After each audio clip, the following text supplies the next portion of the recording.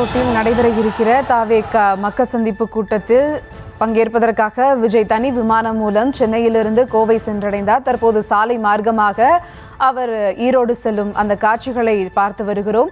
ராஜேஷ் இது குறித்து பேசுவதற்காக இணைகிறார். வணக்கம் ராஜேஷ். இன்னும் எவ்வளவு நேரத்தில் தாவேக தலைவர் விஜய் அங்கு சென்றடைய இருக்கிறார்? தற்போது எங்கே இருக்கிறார்? அது குறித்த முழு விவரங்கள்.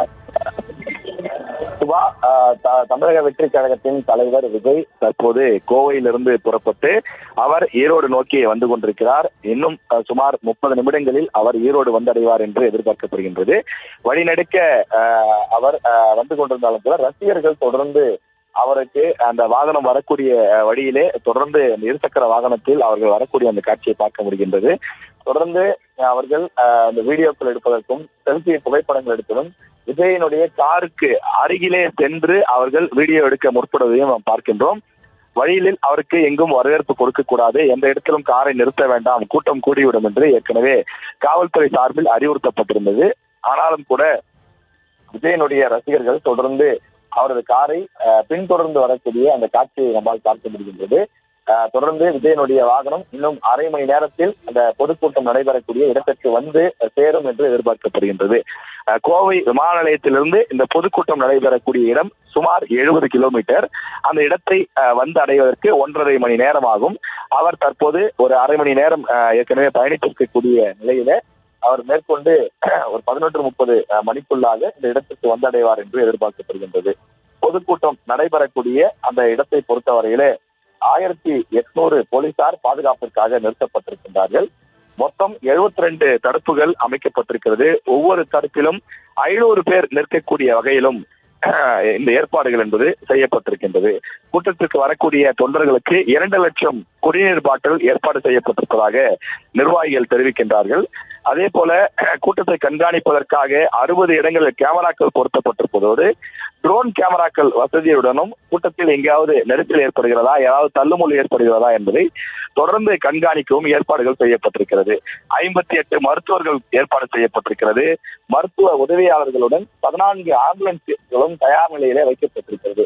காரணம், இந்த பொதுக்கூட்டம் நடைபெறக்கூடிய அந்த இடத்தில் கடுமையான வெப்பம் நீடிக்கக்கூடிய காரணத்தினாலே யாருக்காவது உடல் சோர்வு ஏற்பட்டு மயக்கம் போன்றவை ஏற்பட்டால் அவர்களை உடனடியாக அருகில் இருக்கக்கூடிய மருத்துவமனைக்கு அழைத்து செல்வதற்கான அந்த ஏற்பாடுகள் செய்யப்பட்டிருக்கின்றது.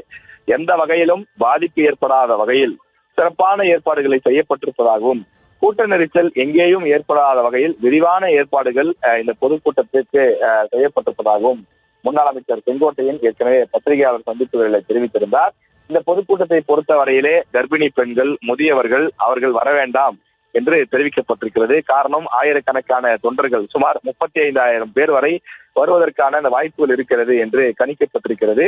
எனவே அதற்கான விரிவான ஏற்பாடுகள் செய்யப்பட்டிருக்கக்கூடிய நிலையில குழந்தைகளையோ வயதானவர்களோ அதே போல கர்ப்பிணி பெண்களோ வர வேண்டாம் என்று உத்தரவுகள் பிறப்பிக்கப்பட்டிருக்கின்றது.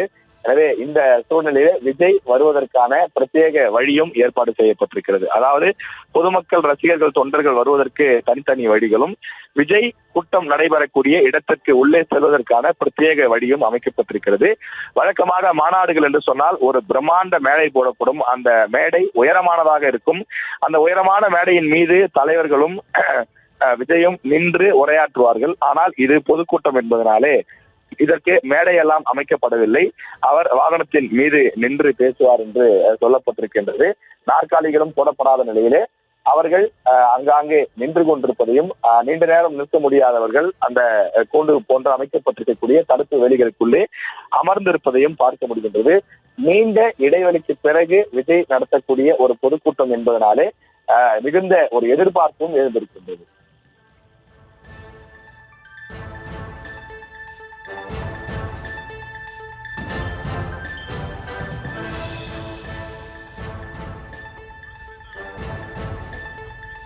தொடர்ந்து பேசலாம் ராஜேஷ், இணைப்பிலே இருங்க.